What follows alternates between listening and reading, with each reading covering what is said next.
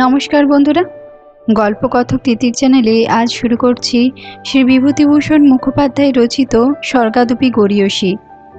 এই উপন্যাসটি 3টি খণ্ডে বিভক্ত। আজ থেকে প্রথম খণ্ডটি শুরু করছি, তাহলে সঙ্গেই থাকুন।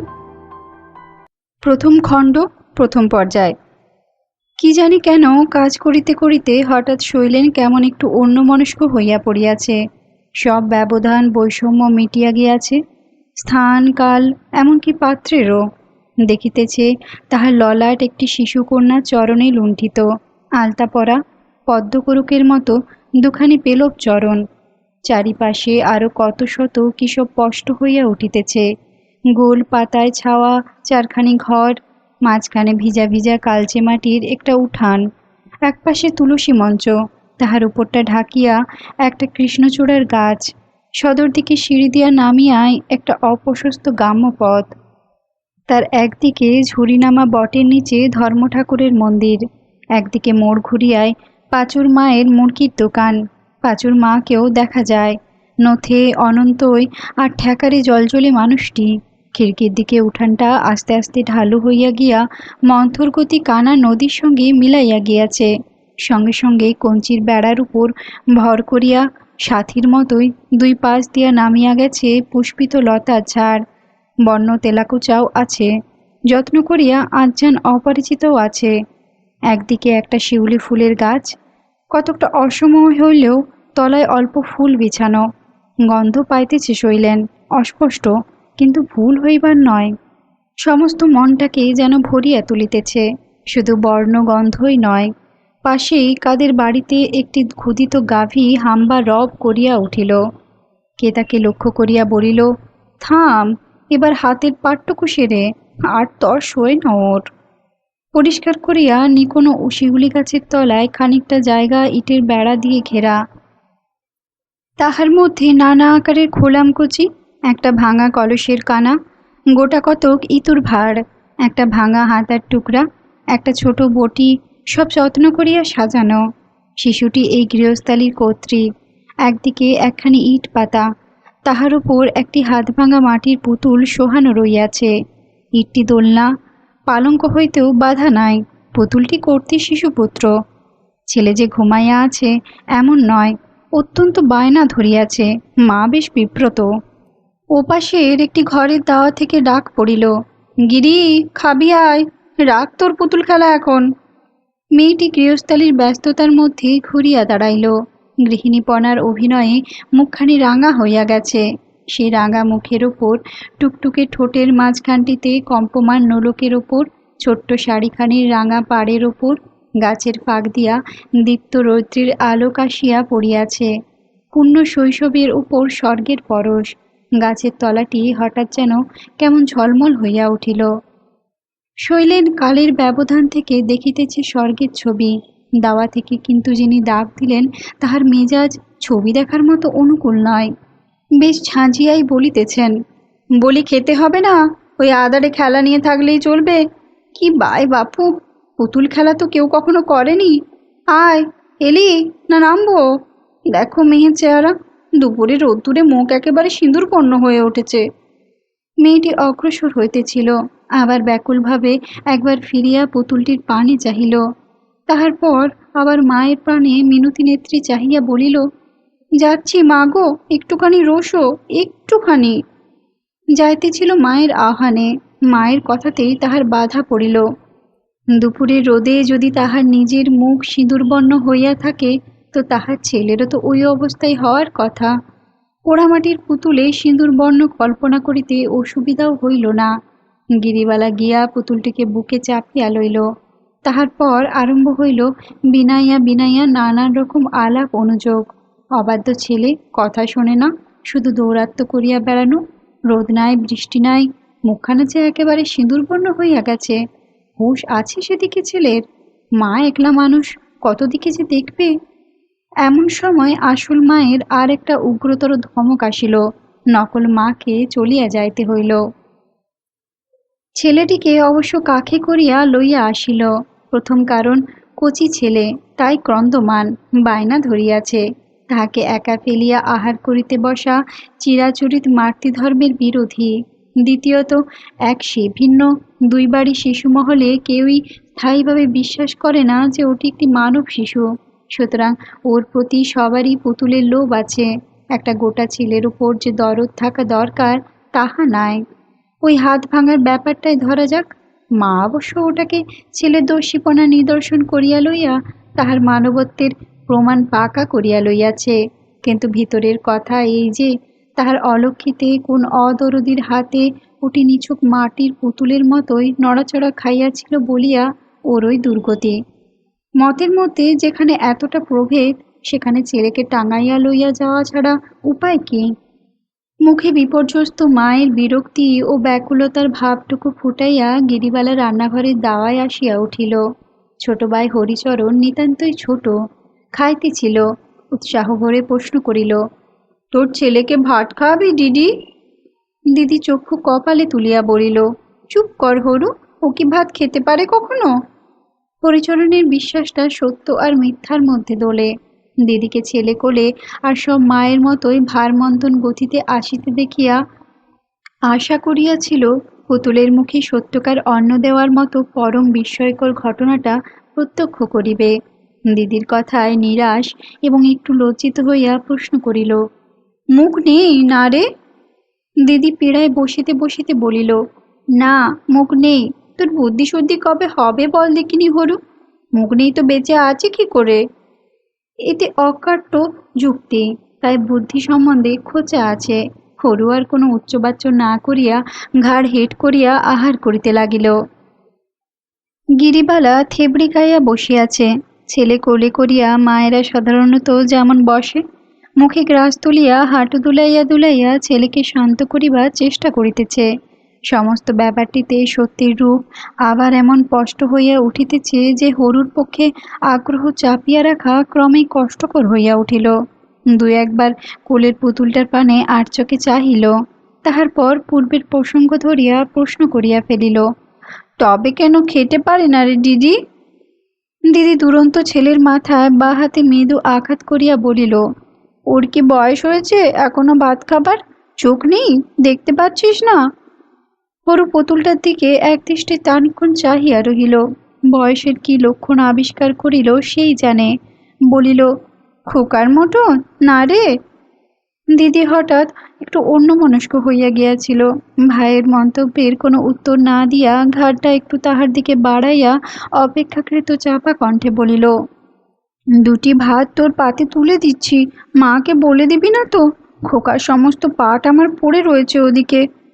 হরু অনেকক্ষণ পূর্বে খাইতে বসিয়াছিল।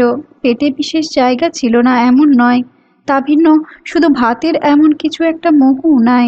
তবুও দিদির প্রয়োজনের গুরুত্বটা উপলব্ধি করিয়া রাজি হইল। মা ভাত বাড়িয়া দিয়া কার্যান্তরে অধিকার ঘরে গিয়াছেন। ভাই বোনের কথাবার্তা তাই এত মুক্ত এবং সাহস এত প্রবল। তাহলে অর্ধেকটা দি। তা হরু নেবে কন, বড় লক্ষ্মী ছেলে। তুইও শিগগির শিগগির আসবি চলে, খেলবি? স্তোক বাক্যে ভাইকে বিজাইয়া ভাত তুলিয়া দিতে যাইতেছিল। অধিকার ঘর হইতে বরদা সুন্দরীর গলা শোনা গেল, হ্যাঁ দে তুলে ভাত, আমি সব দেখতে পাচ্ছি গিরি। যখনই কাকে ভাঙা পুতুলটা দেখেছি বুঝেছি খাওয়ার দফা নিকেশ। একটি ভাত যদি পাতে পড়ে থাকে আমি জন্মে সুদ খেলা ঘুচবো। না খেয়ে খেয়ে মেয়ে চেহারা হচ্ছে দেখো না। বাপের আবার শখ ওই মেয়ে গৌরীদান করবেন। মরি। বোধ হয় নিজের দোষটুকু ঢাকিয়া লইবার জন্যই কন্যা বলিল, তাহলে আর একটু ডাল দিয়ে যাও। ডাল আর হবে না, ডাল আজ বাড়ন্ত ছিল ঘরে। আর একজন মানুষ এখনো খেতে, যে কটা ডাল ভাত বাকি থাকে অম্বল দিয়ে খেয়ে নেও। পাতলা করে অম্বল করছি, হয়ে এলো। হরু, তুইও বসবি একটু। দুইজনে একটু অপ্রস্তুত হইয়া গেছে। খানিকক্ষণ নীরবে আহার করিল। তাহার পর পরস্পরের মুখের দিকে উভয়ে আর চোখে চাহিল।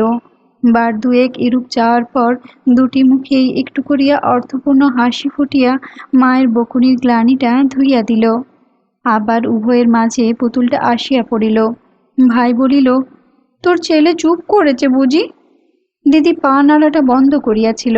ভাইয়ের কথায় আবার দোলানিটা শুরু করিয়া দিয়া বলিল, চুপ করার পাত্তর কি না, দেখছিস না চোখে? চোখে দেখিয়া কিছু বুঝুক বা নাই বুঝুক, পাছে চোখের মতো কানেরও অপবাদ হয় সে আশঙ্কায় হরু বলিল, কান জ্বালাপালা করে দিয়েছে না রে দিদি? ভাই শবনেন্দ্রিয়র একেবারে এতটা সূক্ষ্মতা দিদি আশা করে নাই। হাসিয়া উঠিয়া বলিল, তুই হাসালি হরু, কান নাকি আবার ঝালাপালা করেছে। তখনই কিন্তু হাঁটুতে একটা দোল দিয়া পুতুলের মাথায় লঘু করাঘাত করিতে করিতে বলিল, ওই শোন মামা কি বলছে। হরু পুতুলটাকে দিদির ছেলে বলিয়া মানিয়া লইয়াছে বটে, কিন্তু তাহাতে যে তাহারও পদবৃদ্ধি হইয়াছে অতটা খতাইয়া দেখে নাই। উলসিত হইয়া একটু লজ্জিত দৃষ্টিতে চাহিয়া বলিল, আমি ওর মামা হই না রে দিদি? দিদি বলিল, হোস না, আমার ছেলে তোর ভাগ্নে হয় না, তুই এত বোকা হরু। হরিচরণ উবু হইয়া আহার করিতেছিল। জায়গাটা বাহাতে ঝাড়িয়া লইয়া সভ্যভব্য একজন রীতিমতো মামার মতো আসনপিড়ি হইয়া বসিল এবং তাহার পর বা হাতটা পেটের মধ্যে গুটাইয়া লইয়া আহার করিতে প্রবৃত্ত হইল। তবুও যেন নিজেকে হালকা বোধ হইতেছিল। মুখেও একটা কিছু না বলিলে যেন মান থাকে না। পাশের বাড়ির মাখন দাদা সম্প্রতি তাহার ভগ্নী আসিলে বড় ভাগ্নেটির পিঠে হাত দিয়া একটা প্রশ্ন করিয়াছিল। তাহা লইয়া আলোচনাটা যেমন গুরুগম্ভীর হইয়া উঠিয়াছিল, তাহাতে হরিচরণের মনে হয় প্রশ্নটার দর আছে। সে বড়দের মতো আরো একটু ঝুঁকিয়া বসিয়া বলিল, ছেলের পৈটে কবে দিবি রে দিদি? দিদিও সমালোচনাটার সময়টা ছিল, কি একটা উত্তর দিবে এমন সময় মা আসিয়া উপস্থিত হইলেন। দাওয়ায় উঠিতে উঠিতে বলিলেন, খেয়ে উঠে খোকাটাকে একটু দেখবি গিরি, দাঁত উঠবে নাকি? কোনো মতে একটু থির হয়ে ঘুমোতে চাইছে না। বলছি কদিন থেকে একটা ওষুধ দাও। পরের ছেলেকে ওষুধ বিলি করে ফুরসত নেই তা। অম্বলটা বুঝি গেল ধরে। একটা মানুষ যে কদিক দেখে। দিদি আজও গেছেন, কালও গেছেন। অভাবের সংসার, লোকের অভাব, আর এদিকেও যে বেশ সচ্ছল এমন নয়, অথচ যাহার ভাবিবার কথা তাহার অন্যের কথা বিয়া অবসর থাকে না। বড়রা সুন্দরী একটু গড়গড় করেন বেশি, তবে কেমন হালকা রাগ ধরিয়া রাখিতে পারেন না। তাই কথায় যেটুকু বলেন সেটুকু কাজে কখনো পরিণত করিতে পারিবেন না বলিয়া স্বামী এবং আর সবাই নিশ্চিন্ত থাকে। সংসারের তাগিদে নিজের পথ ছাড়িয়া একটু পাশ কাটাইয়া যাওয়ার প্রয়োজন দেখে না। শরতের আকাশের মতো মানুষটি যত গর্জান তাহার চেয়ে ঢের বেশি হাসেন। আওয়াজে বুকটা বোধ হয় একটু দুরু দুরু করে, কিন্তু মুখে সবার পরিপূর্ণ প্রসন্নতায় থাকে ছাইয়া। অম্বল লইয়া আসিয়া হাতা কাত করিয়া বলিলেন, ও মা, আজ হরু ঠাকুর বড় ভব্যি হয়ে বসেছেন যে, ব্যাপারখানা কি? ভাই বোনে মুখ টিপিয়া হাসিতে হাসিতে একবার পরস্পরের পানে আর চোখে চাহিল। হরিচরণ বেশ একটু লজ্জিত হইয়াও পড়িয়াছে। দিদি প্রশ্ন করিল, বলবো হরু? হরিচরণ আরো লজ্জিতভাবে ঘাড়টা গুঞ্জিয়া দিয়া বলিল, যা। তাহার আপত্তি গ্রাহ্য না করিয়া গিরিবালা মায়ের দিকে চাহিয়া বলিল, কি বোকা মা হরু, খেলাঘরের মামা হলে নাকি আসন পিড়ি হয়ে বসতে হয়। মা রান্নাঘরে চলিয়া গিয়াছিলেন। কড়াই খুন্তির দুইটা ঘা দিয়া ঘুরিয়া চাহিলেন, হাসিয়া বলিলেন, খেলাঘরের মা যদি আহার নিদ্রে ভুলতে পারে তো মামা বেচারি শুধু আসন পিড়ি হয়ে বসে আর কি দোষটা করেছে? এমন সময় রসিকলালের খুঁড়িটা চিহি করিয়া ডাকিয়া উঠিল এবং প্রায় সঙ্গে সঙ্গে দরজার কাছ থেকে আওয়াজ আসিল, মা রানী কই গো? বরদা সুন্দরী রন্ধনের পাত্রগুলো গুছাইয়া রাখিতে রাখিতে বলিলেন, ওই নাও, আসল ছেলেও এলো। খবরদার উঠবিনি বিনি, খবরদার উঠবিনি গিরি, এক পলা দুধ দেব, আর দুটি ভাত খেয়ে উঠবি দুজনে। আমি বাবার সঙ্গে খাবো ক্ষণ, বলিয়া গিরিবালা অম্বলের একটা মাছ মুখে ফেলিয়া এবং বাকিগুলো ভাইয়ের পাতে দিয়া তাড়াতাড়ি উঠিয়া পড়িল। হরিচরণ বলিল, দিদি, তোর ছেলে পড়ে রইল। মা আসিতে গিরিবালা পুতুলটাকে নামাইয়া পিঁড়ির পাশে রাখিয়া দিয়াছিল। দাওয়ার নিচে থেকে একবার দ্বিধা ভরে ফিরিয়া চাহিল, তারপর পুকুরের দিকে যাইতে যাইতে বলিল, তুই নিয়ে গিয়ে ওর দোলনায় শুইয়ে দিস ভাই হরু, লক্ষ্মীটি। গিরিবালার ধারাই ওই। ওর 8 বছরের স্বল্প শরীর মনকে আশ্রয় করিয়া একটি পরিপূর্ণ জননী আছে। সে সর্বদাই আত্মপ্রকাশ খোঁজে এবং সাধারণত দুইটি আধারের মধ্য দিয়া নিজেকে চরিতার্থ করে, পুতুল এবং পিতা। পুতুলের ব্যাপারটা এমন কিছু অভিনবও নয়, আশ্চর্যও নয়। তাহাদের কথা নাই, গতি নাই, মন নাই বলিয়া সব ছেলে মেয়ে তাহাদের মধ্যে নিজেদের স্বাদ, আহ্লাদ, আকাঙ্ক্ষাকে প্রতিবিম্বিত বেশ নিরুৎপদ্রবে করিতে পারে। কিন্তু 32 বৎসরের একটা আস্ত মানুষ যখন 8 বছরের একটা মেয়ের মনে মায়ের মায়া জাগায়, তখন আর ও তত্ত্বটা লাকসই হয় না। কারণটা একটু আলাদা করিয়া অনুসন্ধান করিতে হয়। রসিকলালের বয়স হইয়াছে, শরীরও তাহার সঙ্গে পাল্লা দিয়াছে, কিন্তু মনটা পড়িয়া আছে অনেক পেছনে। বিদ্যারম্ভের বয়স হইলে রসিকলাল হুড়হুড় করিয়া 7-8 বৎসর বেশ পড়িয়া গেলেন। এই এক ঝোঁকে তিনি বয়সের যে স্থানটায় আসিয়া পড়িলেন, সেখানে মানুষের বিচার শক্তি আরম্ভ হয়, মনে দ্বিজত্ব প্রাপ্তি ঘটে। অনুকরণের যুগ ছাড়াইয়া মানুষের বিচারের যুগ আসিয়া পড়ে। সে ভালোকে চিনিতে শেখে, মন্দকে চিনিতে শেখে, আর তাহাদের সংঘর্ষের মধ্য দিয়া নিজেও সংসারের জন্য ধীরে ধীরে গড়িয়া উঠিতে থাকে। রসিকলালের মনটা কিন্তু এই 14-15 বৎসরের রেখাটিতে আসিয়া দাঁড়াইয়া পড়িল। তাহার পর আবার আরম্ভ হইল গতি, কিন্তু সেটা পিছনের দিকে। ওর মধ্যে সুপ্ত এক কবি ছিল, সে যেন সংসারের তোরণে আসিয়াই থমকিয়া দাঁড়াইল। ওর সঙ্গী হইয়া পড়িল নদী, প্রান্তর আগাছার জঙ্গল। যে ছেলে বই থেকে চোখ ফিরাইত না, তাহার ব্যসন হইল নিরুদ্দেশ ভ্রমণ, বনে মাঠে, এ গ্রাম থেকে সে গ্রামে। দিনরাতি ওকে যেন নিশীথে পাইয়া বসিল। ভালো ছেলে যখন ক্লাসে আটকাইয়া গেল, তখন পিতার এদিকে ভালো করিয়া চোখ পড়িল, কিন্তু প্রায় সঙ্গে সঙ্গেই তাহাকে চক্ষু বুঝিতে হইল। এরপর অভিভাবক হইলেন দাদা, বছর 4 বড়। অভিভাবক হিসেবে নিতান্ত বেমানান নন, কিন্তু হঠাৎ বিপদে সংসারের চাপে তাহার প্রায় 6-7 বৎসর পর্যন্ত মাথা তুলিবার অবসর রহিল না।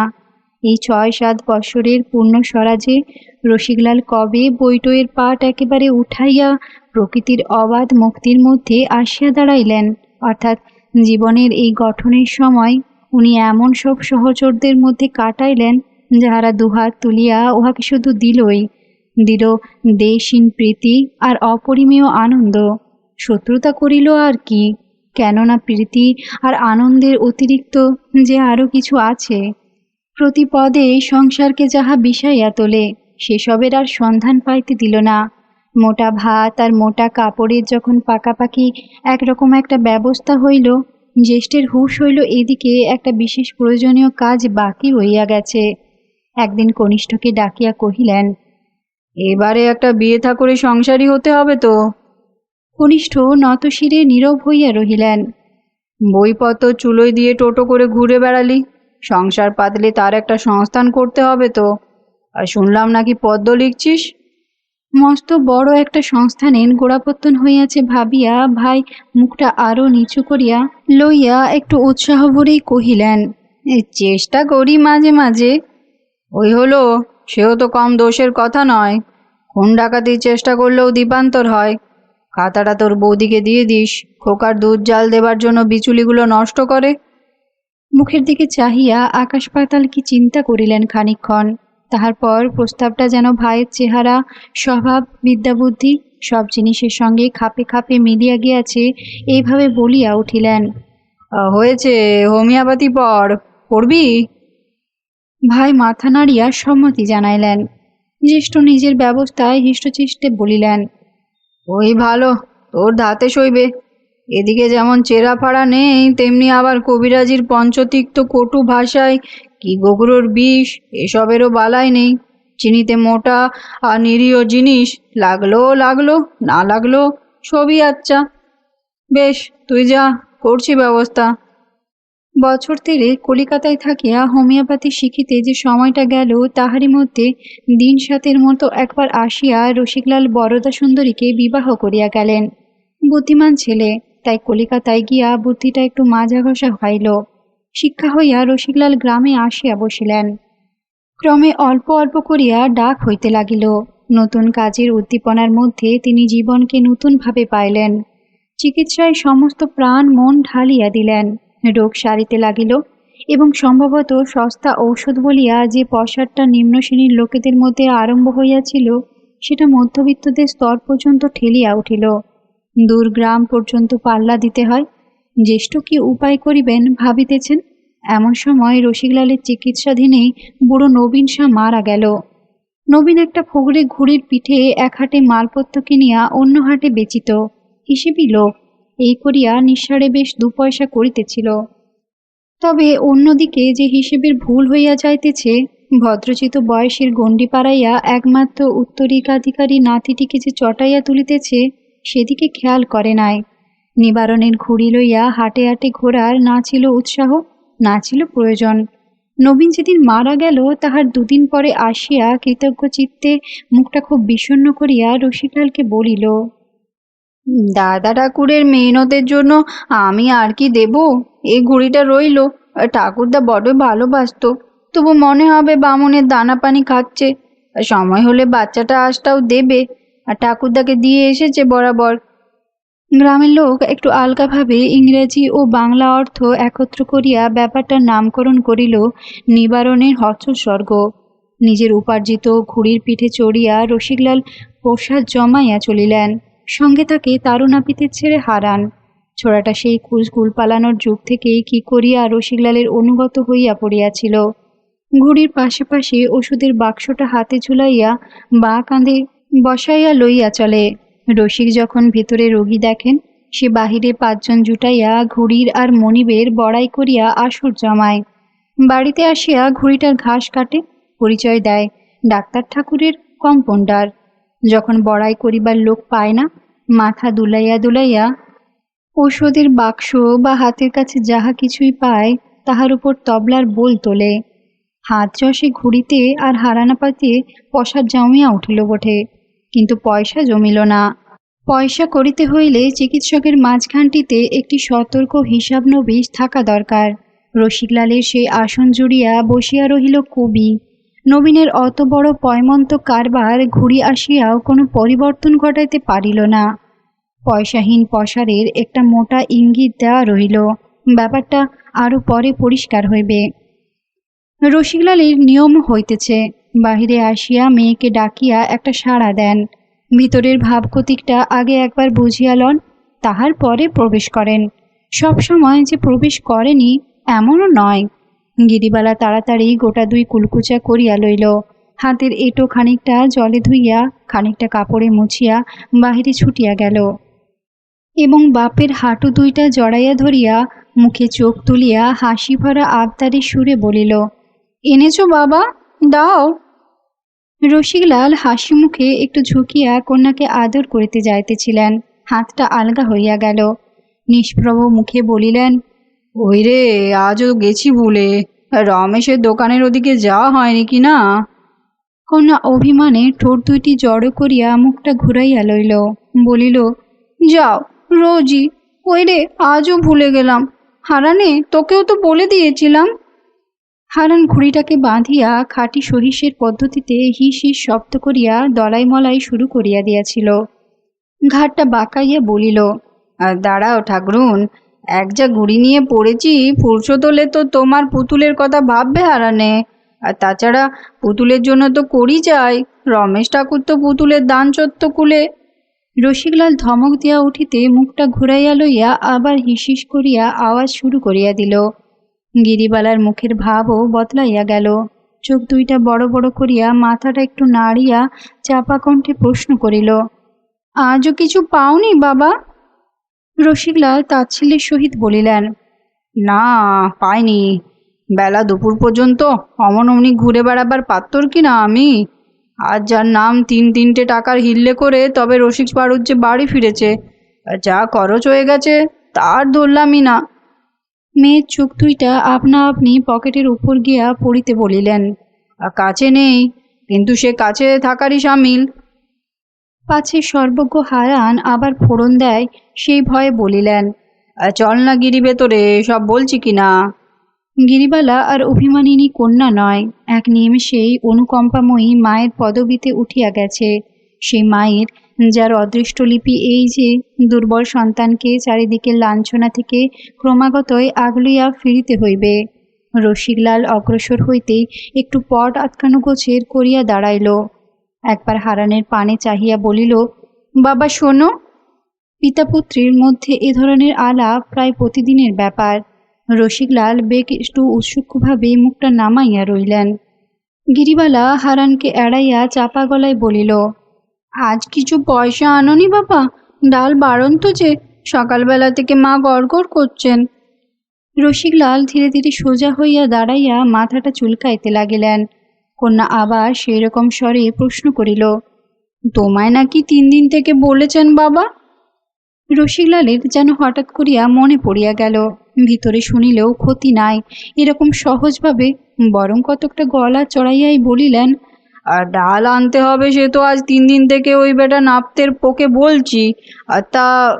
হারান হাত এবং শীষ দিয়া দুই বন্ধ করিয়া ফিরিয়া তাকাইল, বলিল, আম্মা তো 3 দিন থেকে কইছি ডেলের পয়সা দাও। ও বেটা বেনে বকাল ভিজিটের টাকা থেকে দাম কাটাবেনি, বলে নগদে চাই। ভিজিটের সঙ্গে ডেলের করির কি সম্বন্ধ? তবু তারই বাড়িতে আবার কলে যাবেন, টাকা ফেলে রাখবেন, এমন মনীষীর। এবার কন্যাই ধমকে দিল, আচ্ছা হয়েছে, তুই চুপ কর, চেঁচাচ্ছি দেখো না শুনিয়ে শুনিয়ে। দূর করে দাও বাবা এমন চাকরকে, কাজ নেই। বরদা সুন্দরীর গলা শোনা গেল, প্রতি কথাটি উচ্চ থেকে উচ্চতর হইয়া উঠিতেছে। বাপে মেয়েতে কি সব পরামর্শ হচ্ছে বাইরে দাঁড়িয়ে দাঁড়িয়ে? ডালের ভাবনা ভাববার লোক আছে, আমার বলাই চকমারি হয়েছিল। দুপুর গড়িয়ে গেল, এখন নেয়ে খেয়ে উপকার করতে হবে না, এরকম ঠাই হাড়ি করে বসে থাকবো না? একটা মনীষী যে সকাল থেকে নাগাড়ে। গিরিবালা আর্তদৃষ্টিতে বাপের উৎকণ্ঠিত মুখের পানে চাহিয়া হাঁটুর কাপড়টা ধরিয়া বলিল, চলো বাবা শিগগির।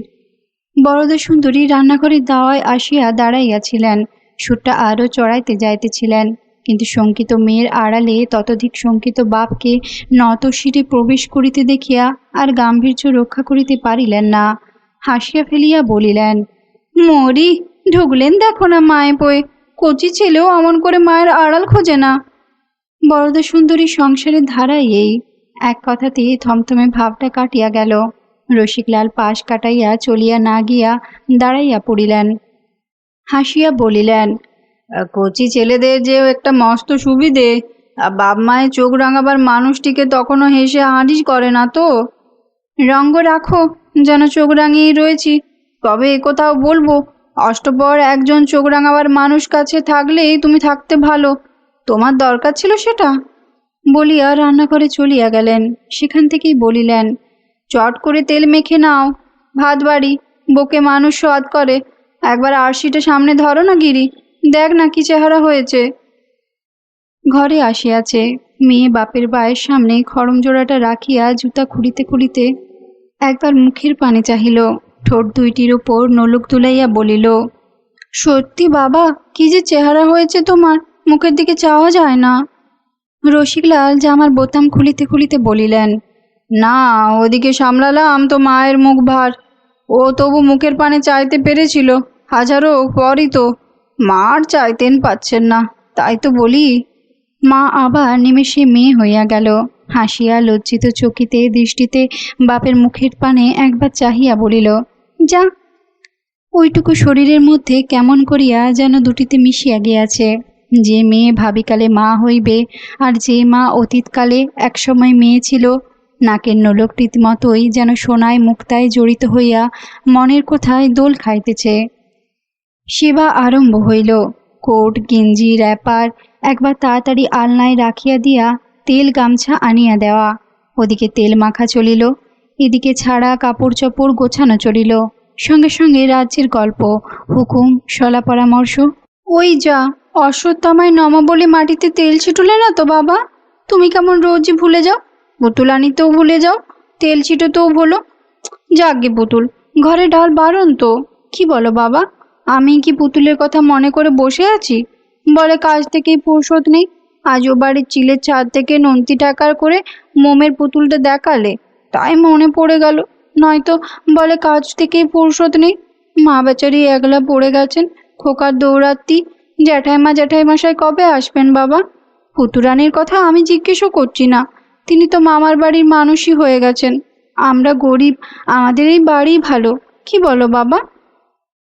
পুতি জেঠতুতো ভগ্নী, বয়সে ছোট, মামার বাড়িতে ছেলে পেলে নাই বলিয়া দিদিমা ধরিয়া রাখে, একরকম সেইখানেই প্রতিপালিত হইতেছে। থাকিলে খেলার ভালো সঙ্গিনী হইতে পারিত বলিয়া গিরিবালার সুবিধা পাইলে একটু খোঁচা দেয়। রসিকলাল একটু হাসিয়া বলিলেন, তাকে না ছাড়লে সে কি করে আসবে বল? দাদা বোধহয় কালই চলে আসবেন। বৌদিদি 2 দিন থাকুক না বাপের বাড়ি। তোকে যখন শ্বশুর বাড়ি থেকে পাঠাবে গিরি, আমরা কি একদিনেই ছেড়ে দেবো বল না? পুতুল তোর আনবো বই কি। রমেশের দোকানে একটা পুতুল দেখে রেখেছি। সে পুতুলের সামনে নন্তির পুতুল দাঁড়াতে পারবে? কত দাম বল দিকিন পুতুলটার? কন্যা উৎসুক সপ্রশ্ন নেত্রে চাহিতে মুঠার মধ্য হইতে 2টি আঙুল আলাদা করিয়া ধরিয়া ঈষৎ হাস্যের সহিত চক্ষু 2টা বিস্ফারিত করিয়া চাহিয়া রহিলেন। কন্যার মুখটি আনন্দে দীপ্ত হইয়া উঠিল। বাপের মতোই চোখ বড় বড় করিয়া বলিল, 2 টাকা? জিনিসটা যেন চোখের সামনেই রহিয়াছে। বাপ এইভাবে মাথা নাড়িলেন, বলিলেন, 2 টাকা আনছিলামও কিনে, ভারী তো 2 টাকা। তা হলো। মেয়ে কাপড় কোচাইয়া র্যাপার পাট করিয়া তামাক সাজিতেছিল। কাটা হাতে তুলিয়া দিল। রসিকলাল গলাটা খাটো করিয়া বলিলেন, তোর মাকে বলবিনি তো? মেয়ে গম্ভীরভাবে বলিল, মাকে কেন বলতে গেলাম? বোঝেন না সোজেন না, সব কথাতেই গজর গজর। রসিকলালের বক্তব্যটাকে জোরালো করিবার জন্য একটা উপমা দিয়াই আরম্ভ করিলেন। এই ধর নন্দির কথাই গিরি, ঠ্যাকার করে তোকে দামি পুতুল দেখালে তো। এখন যদি ওর পুতুলটা চুরি যায় কি ভেঙে যায়, আর তোকে বলে, গিরি দিদি তোর পুতুলটা একবার দে ভাই খেলি, তো না করতে পারবি? বল না। ওই গোকুল হারামজাদা গাল না দিয়েও পারি নে। আমার কাছেই মেয়ের চিকিৎসা করাচ্ছিল। ছাড়িয়ে দিয়ে ডাকলে তো মতি চাটুর্যকে। আজ আসছি, দেখি মুখটা চুন করে বাইরের দায়ে বসে আছে। কি গো গোকুলদা, মেয়েটা আছে কেমন? আর ভাই তোর হাত থেকে নিয়ে মতি কাকার হাতে দিলাম। এখন অ্যালোপ্যাথি চিকিৎসার হিড়িক সামলাতে বুঝি মেয়েটাকে হারাতে হয়? মতি কাকা ওষুধপত্রিতে 3 টাকার ফর্দ ধরে দিলে। বললাম, হাতে করলে ওই কটি টাকা আছে, তোমার ভিজিটটা না হয় আর একদিন দিয়ে দেবো মতি কাকা।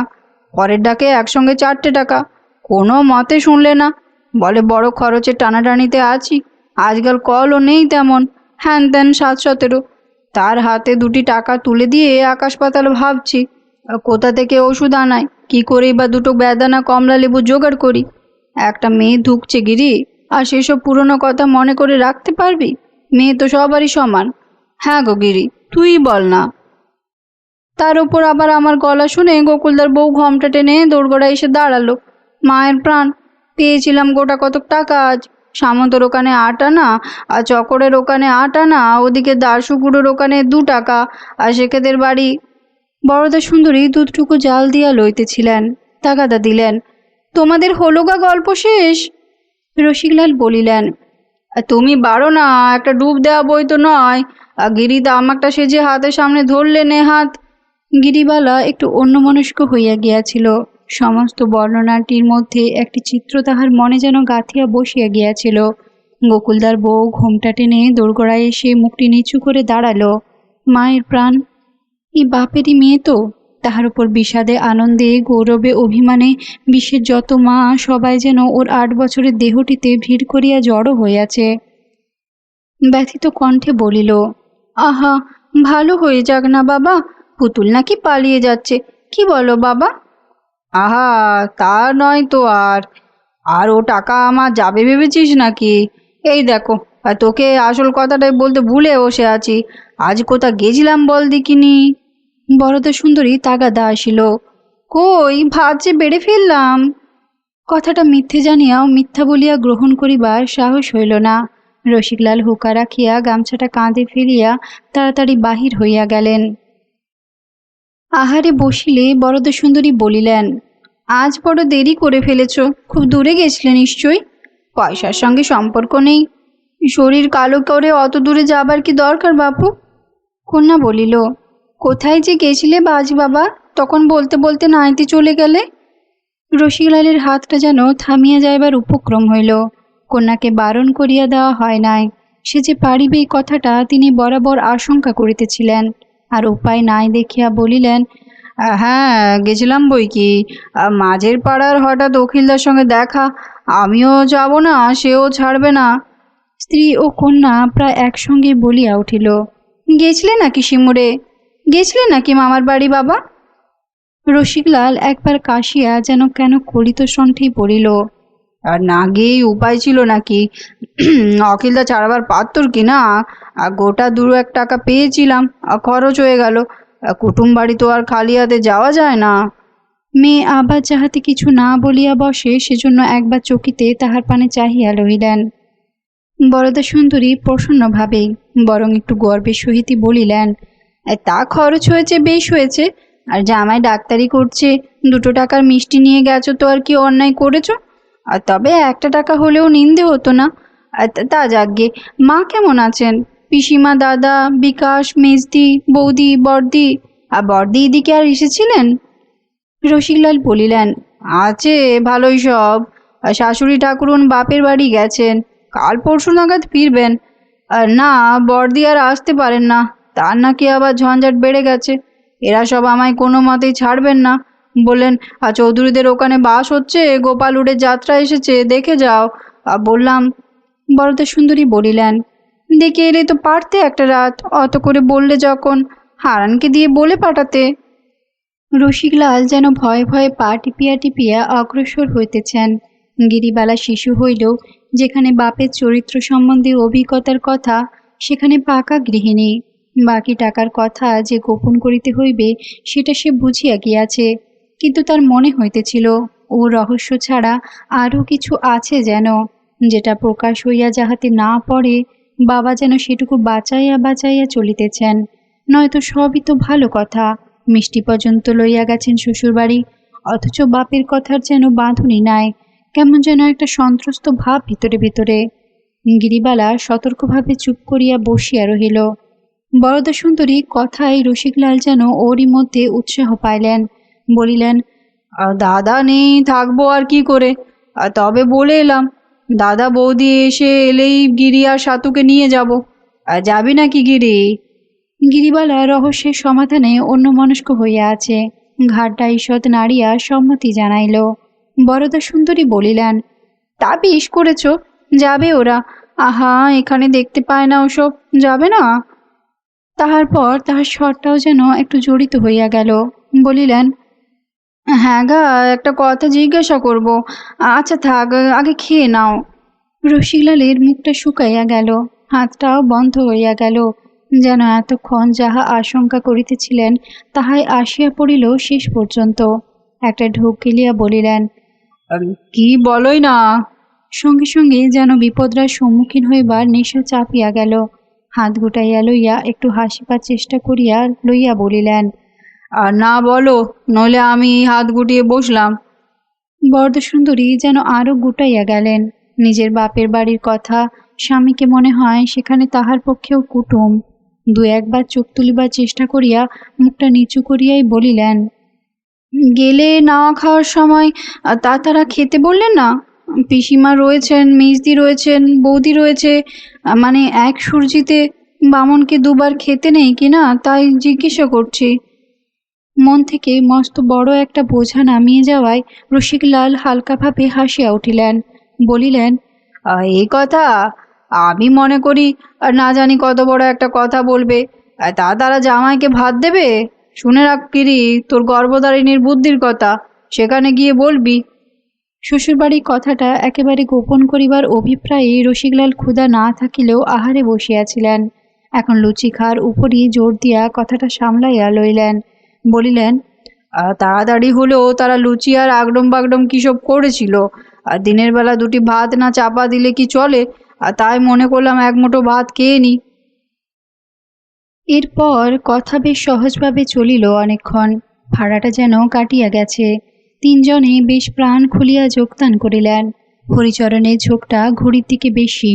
এতক্ষণ বাহিরে ছিল, সেও আসিয়া নিজের টবর্গ সংকুল আলাপে আসরটাকে জমাইয়া তুলিল। তরকারির পর্ব শেষ হইলে রসিকলাল দুধের বাটিটা টানিয়াছেন। এমন সময় বরদাসুন্দরী কতকটা আপন মনেই বলিয়া উঠিলেন, শুনেছিলাম বাড়িতে অখিল এবার খুব ভালো মলও করছে, আর পালং শাকের গোড়া। কলকাতা থেকে নাকি ফুলকপিরও বিচি আনিয়ে লাগিয়েছিল। কাটারি বোক ধানের চিড়েও এবারে করলে কিনা কে জানে। রসিকলালের মুখটা সঙ্গে সঙ্গে আগের চেয়েও শুকাইয়া গেল। দুধের বাটি থেকে হাতটা টানিয়া লইয়া প্রায় উঠিয়া পড়িয়াছেন। বরদাসুন্দরী শঙ্কিতভাবে প্রশ্ন করিলেন, কি হলো? এমন সময় হারান শান করিয়া আসিয়া উঠানে কলাপাত বিছাইয়া বলিল, আর দাও ছোট মা ঠাকুরুন, ওখানেও হলো এক চোট, কিন্তু দিগ্গ পথ খিদে নেগে গেছে, ওটাই ভেবেচুনো ঘাড়ে করে বয়ে নিয়ে যাচ্ছি। আজ বাড়ি এসে কুটুম বাড়ির মর্তবান কলা আর সাথে বোক ধানের চিড়ে ফলার করব, তা যত সব হাওয়াতের দল রাস্তায় এগলে বসে রয়েছে, বাবা ঠাকুরও তো দাতা কর্ণ হয়ে। রসিকলালের সামনে দ্বার উপর দেখিয়া থমিয়া গেল। বরদাসুন্দরী কাঠ হইয়া বসিয়া রহিলেন, একটি কথাও বলিলেন না। ঘরে আসিয়া গিরিবালা চাপা ভীতকণ্ঠে প্রশ্ন করিল, আবার সব বুঝি বিলিয়ে দিয়ে এসেছ বাবা, মামার বাড়িতে যা সব দিয়েছিলেন? রসিকলালের অপরাধী ভাবটা তখনও কাটে নাই। বলিলেন, এক ছিলিম তামাক স্বাস্থ্যগিরি, শখ করে বিলোবো আমায় কি তেমন বোকা পেয়েছে লোকে? আর বাগদিপাড়া হয়ে আসবো, দেখি দুলে বউটাকে বেধড়ক মার দিচ্ছে বলে, তুই নিজে পড়ে রোজগারের দ্বিতীয় লোক নেই, এক পাল কাচ্চা বাচ্চা, ও বউ মানুষ কদ্দর কি করবে? তুই বল না গিরি, আনতে পারতিস চিড়েগুলো বয়ে তাদের মাঝখান থেকে? তোর গর্ভধারিণী পারতো আনতে? অত যে মুখ ভার, অত যে তম্বি। শৈলেনের এক একবার এইরকম হয়। কয়েকটা তীব্র অনুভূতি মুহূর্তের সমষ্টি হঠাৎ কোথা হইতে আসিয়া পড়ে। মনে হয় তাহা জাগ্রত দৃষ্টির উপর কে যেন স্বপ্নের প্রলেপ দিয়া গেল। তাহাকে ঘিরিয়া আজিকার এই যে মহাকালের অংশটুকু, তাহার সমস্ত ইন্দ্রিয়ের তন্ত্রী ছুঁইয়া বর্তমান এই যে নানা সুরে মিশ্র সঙ্গীত তুলিতেছে, এই সবই যায় মিটিয়া, স্তব্ধ হইয়া, আর তাহাদের জায়গায় জাগিয়া ওঠে অতীত, জানার সঙ্গে অজানা মেশে, শোনার সঙ্গে অশ্রুত, সত্যে মিথ্যায়, হাসিতে অশ্রুতে কি যে একটা মহাপ্রবাহ চলে, কিছুই বুঝিতে পারা যায় না। ইতিহাস মাত্র নয় বলিয়া এ অতীত প্রশ্নের উত্তর দেয় না, শুধু চলার মাতনে টানিয়া লইয়া চলে। শৈলেন চেনে ওই শিশু জননীকে, তার ওই বয়ঃপ্রাপ্ত শিশুটিকেও চেনে, গৃহের ওই লক্ষ্মীকে চেনে, হরুও চেনা, তার ওই টকারের টঙ্কার না শোনা থাকিলেও। কিন্তু কে যে হারান, কে সামন্ত, দুলোই বা কে? রুগ্ন মেয়ের অশুভ আশঙ্কা লইয়া তাহার বধূ ঘোমটা টানিয়া নত নয়নে দোরগোড়াটিতে দাঁড়ায়। অতীত যেন জাদু জানে, সত্য আর অলিক মিলাইয়া একটা চঞ্চল স্বপ্নস্রোতের রচনা করে দুটাকে পৃথক করিয়া দেখিবার জো নাই। তাহা হইলে সমস্ত শ্রুতি হইয়া যাবে অবলুপ্ত। শৈলেন তাই প্রশ্ন করে না, মুগ্ধ নেত্রে দেখিয়াই চলে, মাত্র দেখার আনন্দে নিজেকে হারাইয়া ফেলে।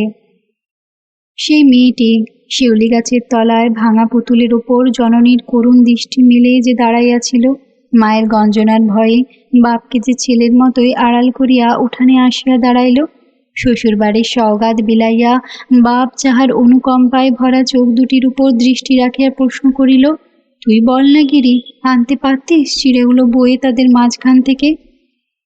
গিরিবালার মুখটি ভালো করিয়া মোছানো, কপালে কাঁচ পোকার টিপ, মাথায় বেড়া বেনির খোপা টান করিয়া সযত্নে বাঁধা, পরনে ডুরে শাড়ি, গায়ে একটি খাটো সাটিনের জামা, বোধহয় বছর দুয়েক আগে কেনা, কাঁধে পাট করা একটি রাঙা গাতি। পাশে বাপ, গৌরকান্তি, দীর্ঘ সুঠাম ৩২ বছরের যুবা পুরুষ, প্রসন্ন দৃষ্টি, সর্বব্যাপী কারুণ্য, আর একটা আত্মভোলা ভাবের জন্য যৌবনের সঙ্গে যেন একদিক দিয়া শৈশব আর একদিক দিয়া পবিত্র বার্ধক্য আসিয়া মিশিয়াছে। পোশাক একটু বেশি পরিচ্ছন্ন।